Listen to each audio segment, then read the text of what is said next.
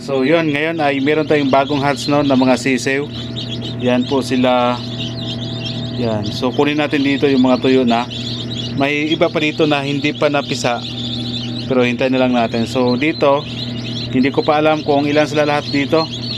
Pero I think marami to sila. So ito yung ating incubator. Gawa po ito sa DMA incubator. Okay. So yan po. Isa lang kasi dito yung seater yan, seater yan sa hatcher. So hindi pa natin alam kung ilan yung mga sisiw yung na-hatch na dito.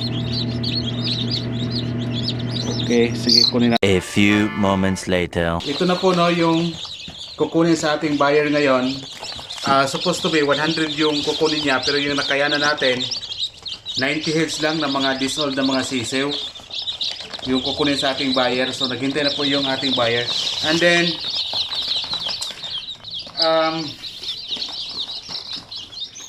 so yung iba dito ngayon lang kapipisa lang tulad dito. Yan no, medyo bago lang talaga mga disold.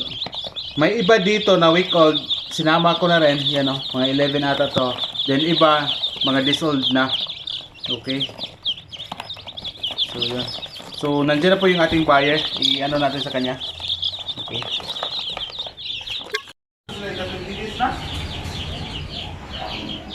Siguro niya. Oh, tungkol sa init po sa Pagilira man sa akin ito, nobog na gamay. camera. Nakakuha na rin eh. Ito ang tingin rin. Basilan gapon. Puro basilan eh. Ang sample sir kanang kitong kayo. Gani. Ini basilan eh.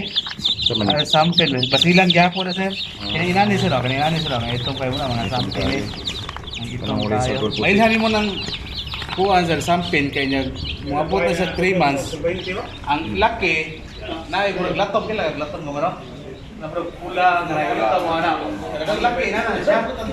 Ang bayi ko sample puro po na ito uniform po ito. Ang laki uniform po na sila nga nay pula ito. Man, may isa ni masa. Dali ra kanimo kailan asang sample asang basilan.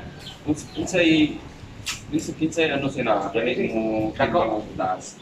Ang basilan siyempre.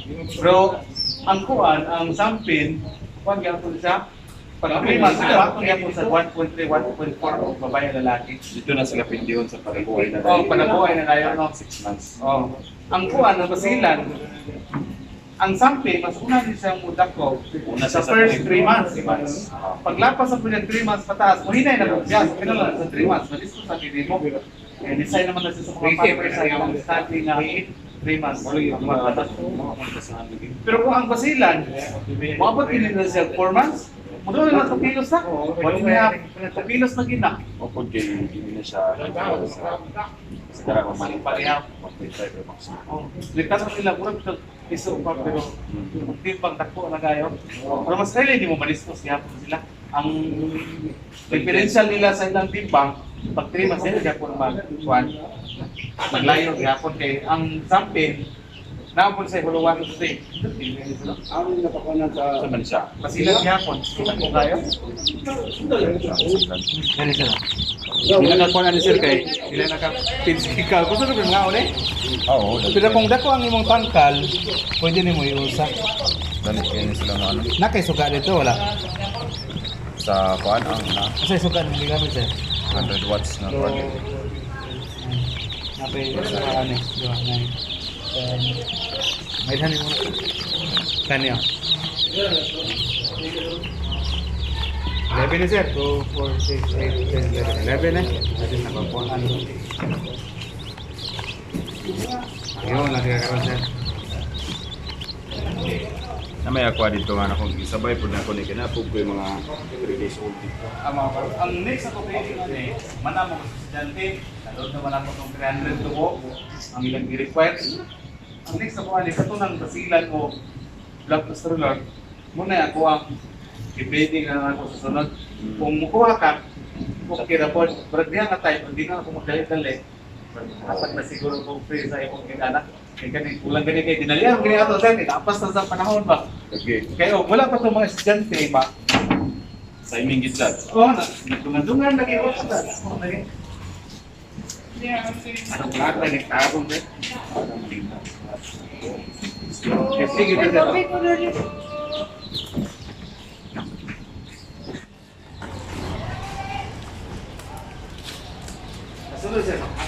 Pwede mo sir, pero short pa ka? Ano si Dudu? Kaya gusto mo na ko nga ikaw ito. Kung ginan siya ko garong mag-maintain na tawa. Huwag akong kuha nito. Kapal lang wa sa. Di masaman siya kay. Atong i-adjust na ito direkon. Huwag akong kuha nito. Kaya ang thesis na doon sa paano mo rin kasi sa June. Hangtod November na siya. Hila. Masaka sa dito, niligaw ko yung akong kamuli. Pero sa akin, kung nangila sir, sa ito lang, darag, inanaw, darag. Hindi kayo wala kayo darap. Apit na, pero ang akong sa karoon, lakas na loob sa gaya.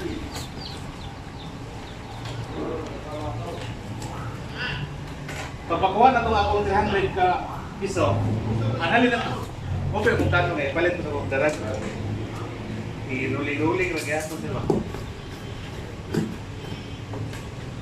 Kumpit niya sila.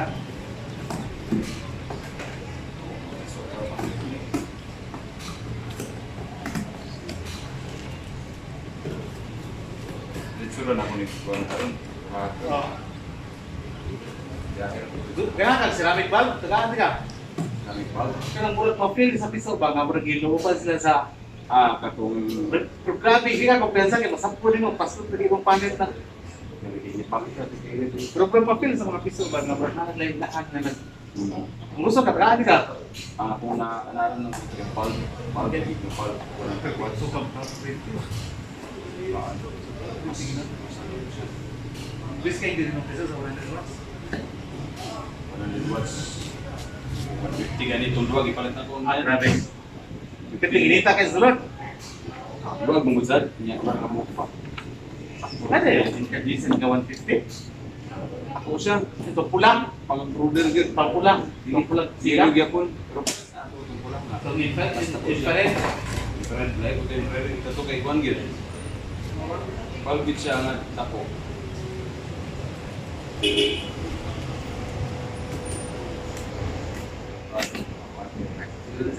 Exercise tayo siyempre?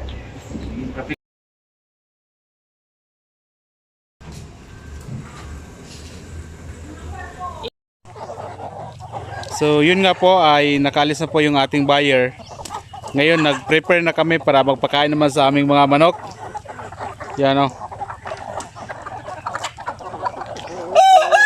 So yung basilan na naman yung ating pinakawalan dito. Kasi kung lagi sila nakukulong yung mga basilan, malulumpo sila yung hindi na sila makatayo. Kaya i-ano na natin, sila naman yung pakawalan. Tapos yung mga sampi naman yung ilagay natin sa mga breeding pin natin. Okay.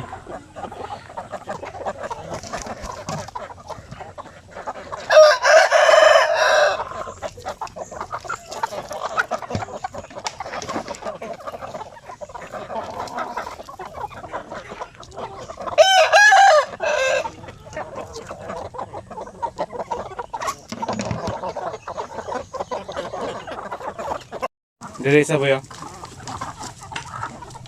So yun nga no. Dami nating manok dito. Okay. Yung iba natakot na sa camera yung iba.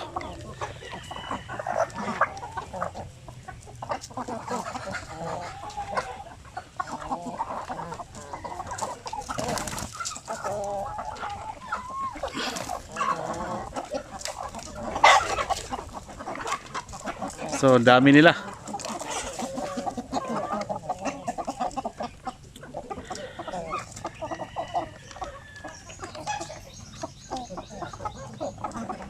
So ngayon ay nasold out agad no yung ating mga sisew.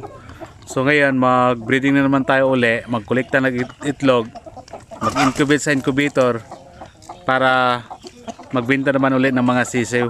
So ganun lang po yung cycle sa ating mga manok. Nasa incubator natin no, may mga almost mga 300 dyan. Yun yung i-ano natin sa project ng mga estudyante.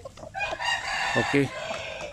So by the way, salamat sa ating buyer today, si Sir Binatlaw, sa pag-pick up po ng ating mga disold na mga basilan. Okay. At sampin. Mix kasi yung sa kanya, sampin at basilan.